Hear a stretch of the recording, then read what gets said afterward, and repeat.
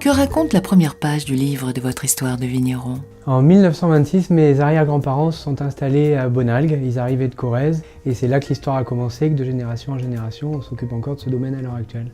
Quelle est votre étape favorite dans le processus de création de vos vins? Le métier de vigneron, c'est tout au long de l'année, c'est une somme de petits détails qui font qu'on arrive au vin qu'on a en tête.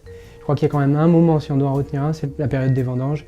Ça concentre à la fois tout ce qu'on a fait de travail à la vigne, et tout ce qu'on commence à faire sur la matière première qui est le raisin. Donc si je dois garder qu'un moment, c'est celui-là. Quel est le souvenir de votre première vendange? Le meilleur et le pire?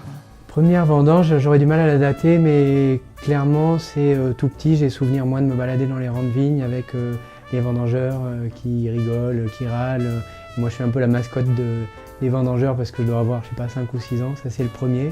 Le meilleur et le pire, je crois qu'ils se confondent. C'est la deuxième année où j'étais là, il a plu beaucoup pendant les vendanges, c'était des conditions assez difficiles. Et en fait, je me souviens qu'un soir, on était autour de la table de tri, il était vraiment tard, il faisait nuit, on était tous crevés et c'est devenu un moment où on s'est raconté toutes nos histoires de vendanges et où l'équipe qui était là, tous ceux qui étaient là depuis longtemps, me disaient « Tu te rappelles, ton grand-père il faisait ci, qu'est-ce qu'on rigolait, qu'est-ce qu'il nous engueulait ?» Et c'est devenu un moment particulier pour moi parce qu'on s'est rassemblés dans une période un peu difficile. Quel est le secret de votre art de faire votre vin de Bordeaux? Un des secrets, c'est la longévité de la famille sur le terroir de Bonalgues, ce qui fait qu'au jour le jour, ça m'aide à connaître l'histoire des parcelles, savoir comment elles réagissent et à les connaître vraiment en profondeur.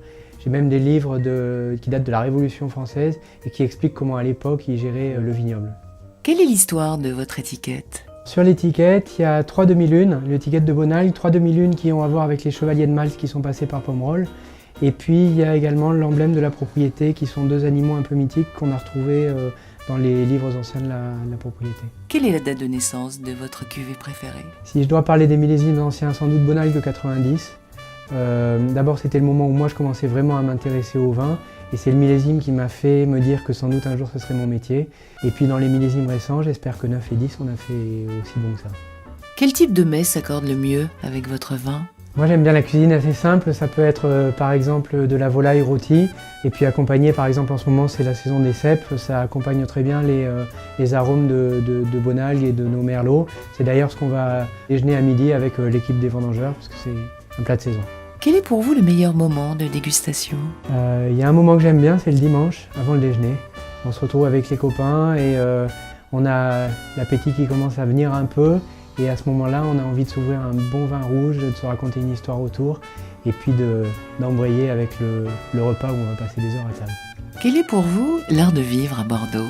Moi, mon bonheur, c'est tous les matins d'ouvrir les volets et de découvrir la vigne, qui est à la fois notre outil de travail, mais aussi notre lien avec la nature et puis notre passion.